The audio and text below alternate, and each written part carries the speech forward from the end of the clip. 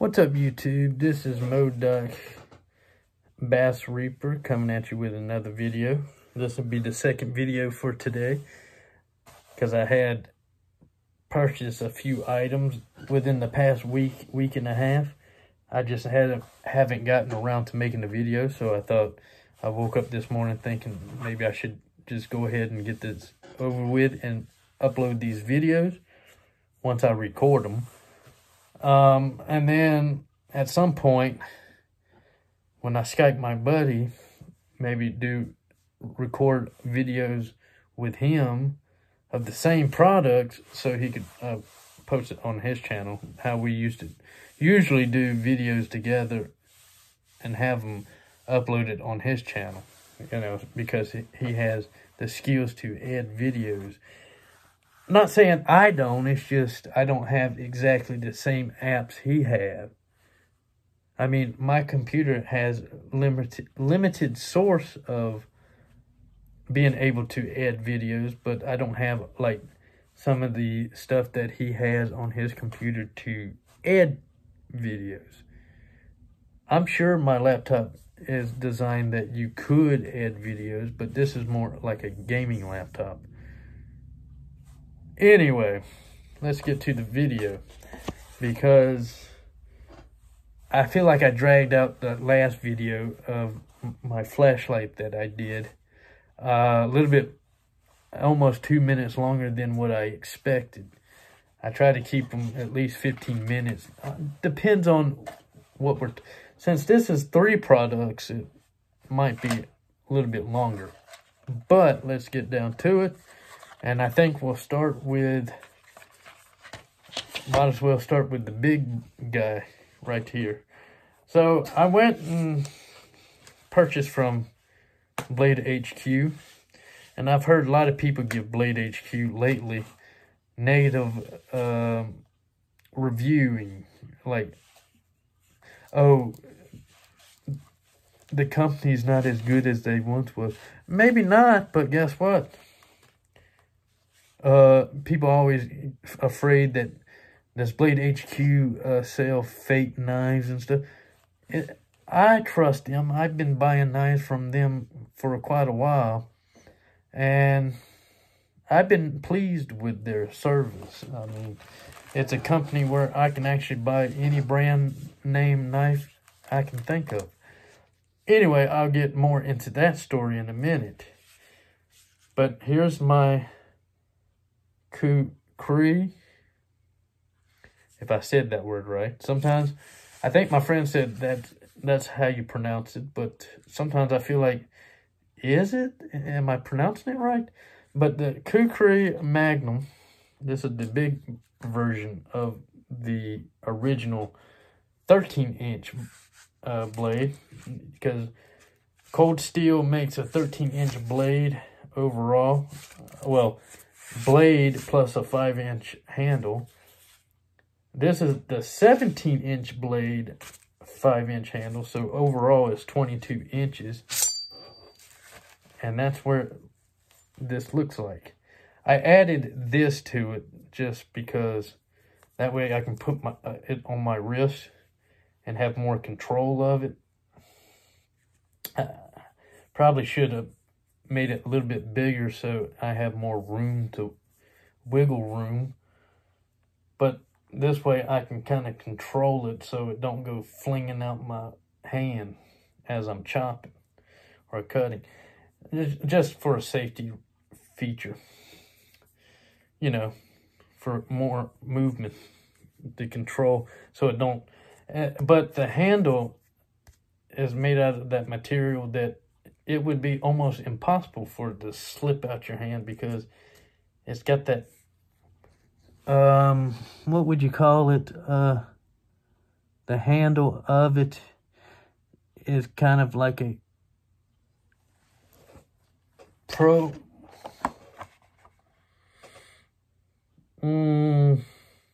I don't know. It's kind of like that very grippy. I can't pronounce exactly what they say the material is made out of, but I like that.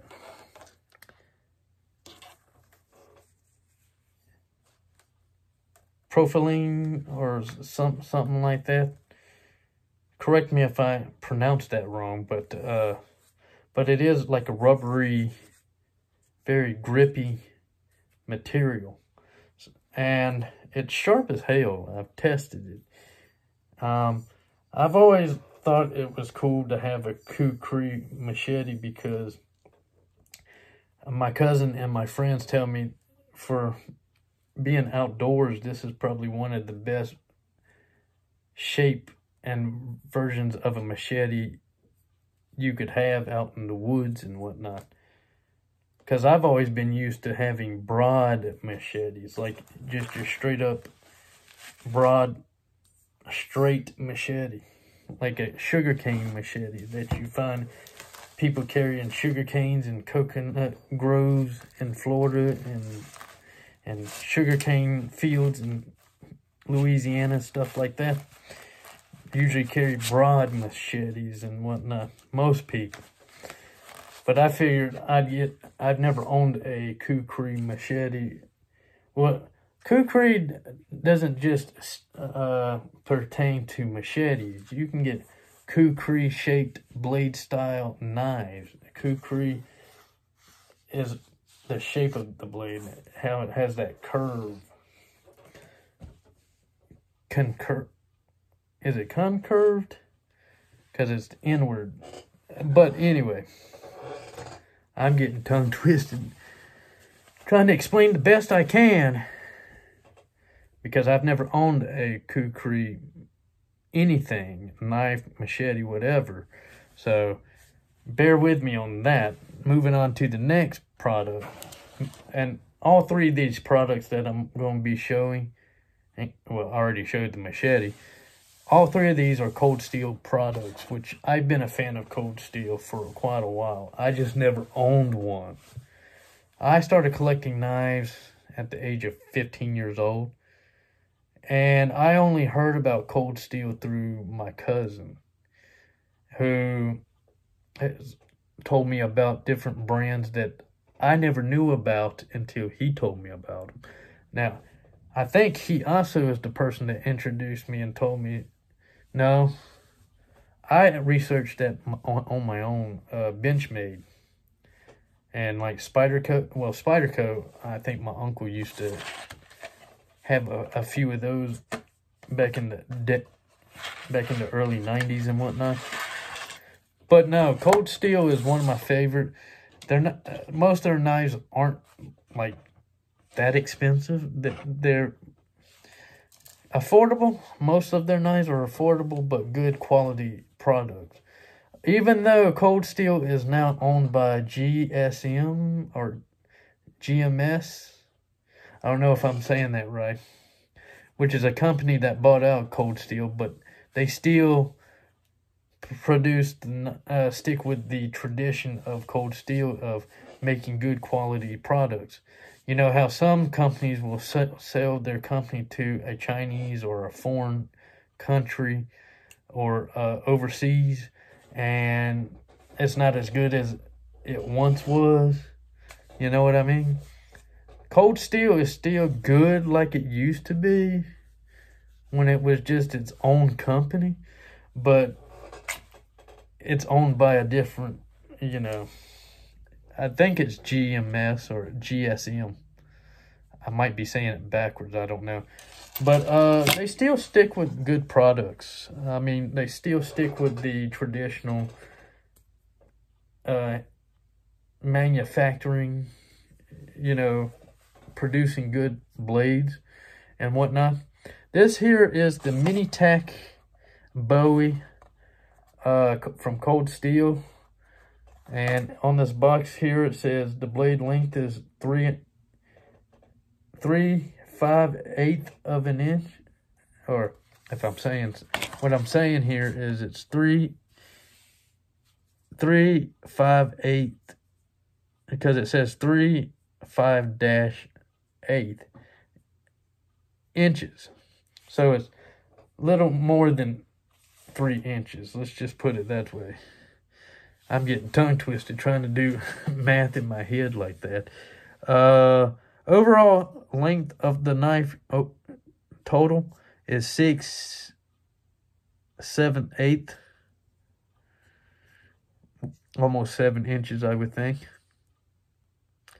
And it's made out of 8CR 14 MOV steel, which I'm a fan of that because it's easy to sharpen that type of steel.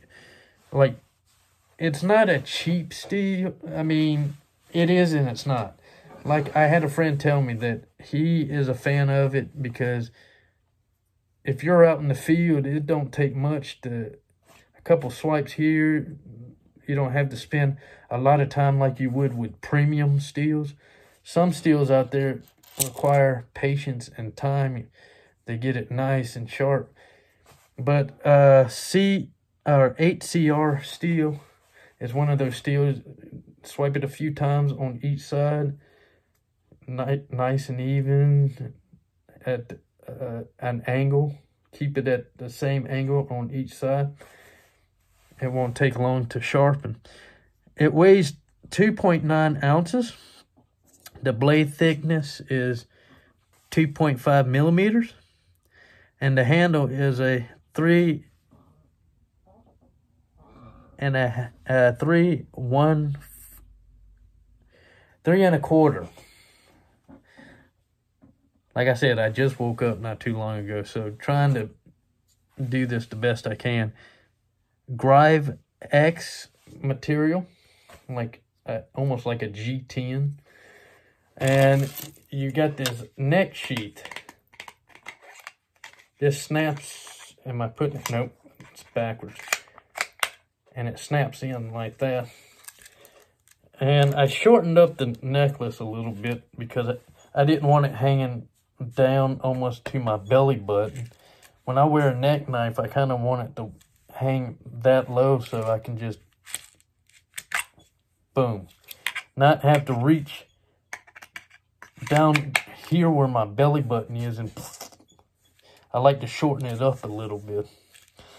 So I'm going to keep it around my neck, moving on to the next product. But what do I think of this knife is, I've always, over time I've become a fan of neck knives because they're cool ways to, like in public, especially for like a self-defense knife, depending on what type of shirt you wear, you can't really see it. A little bit of a bulge where the handle is. But if you wore like a darker colored shirt and a little bit baggier shirt, because this is I need to lose a bit of my gut. I'm not overweight, I just have a gut. So my gut kind of pushes it and causes the bulge a little bit. But the thing is, nobody would know what is causing that bulge. I mean, till you reach under your shirt and pull that out. But it also could be used for cutting, but most likely this would be more of a tack, short for mini tactic knife. But what would I say about this knife? I haven't found any like cons to it. I'm sure every product out there has their pros and cons, but I haven't figured out what the con to this whole product right here is.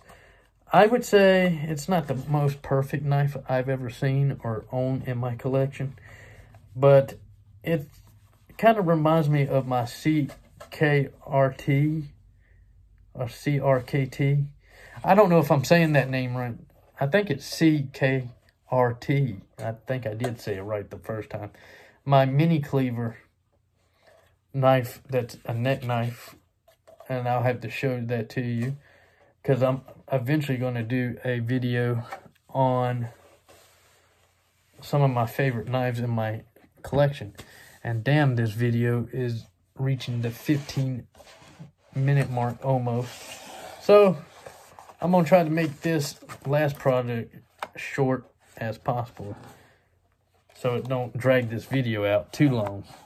But this would be the compact, or my bad, SRK compact knife. And this is what it looks like. Let's take it out the box. It comes with that sheath like that. I kind of like that sheath. And basically, a little bit of a history real quick.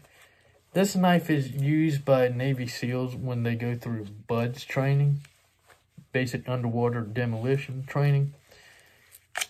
This is what they issue you in BUDS in the Navy when you go through basic. Well, when you're training to be a Navy SEAL, this is what they assign you or issue you in basic. Well, Navy SEAL basic. Well, I think Navy SEALs would still have to go through the same basic training that all other Navy SEAL personnel and whatnot have to, no matter what your job is, still need to learn the basics. Then you go to BUDS, which teaches you water survival skills and all that.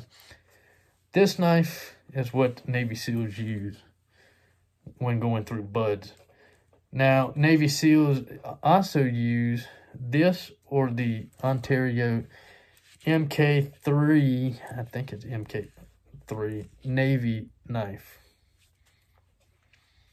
It's a little bit more expensive than this. This cost me 40 bucks. This is SK5 steel. It's a carbon steel. It's got that same grip as my Machete has, that rubbery grippy. And then it has that hole where you could put a paracord through it if you wanted to. I might not do that with this.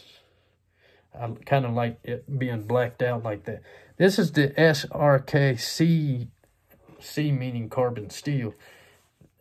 The SRK comes in different steel types. You can get it in carbon steel. And they have one version of this that I forgot what steel it is. I have to look it up again, but it's a $150 version of it. It's more expensive, of course. So what do I think of these nice Cold Steel products? I would say Cold Steel is one of my favorite brands. It always has been. It's just I haven't purchased any Cold Steel products until my first Cold Steel knife I purchased about 2 years ago. And that's my Cold Steel 1911 pocket knife. And it's just a pocket knife that's made out of 41, I'm trying to think, 4116, I believe, Japanese steel. That's a type of Japanese steel, I believe. And all I got to say is Cold Steel is a decent, it's a good knife company for those who want a good tactical or survival, or, you know, they make a lot of knives for like tactical and survival, machetes, knives, and self-defense knives. I think they even make some swords, stuff like that, all kind of cool stuff like that. But that's all I have for that video, and I hope y'all enjoyed, and I'll see you in the next video.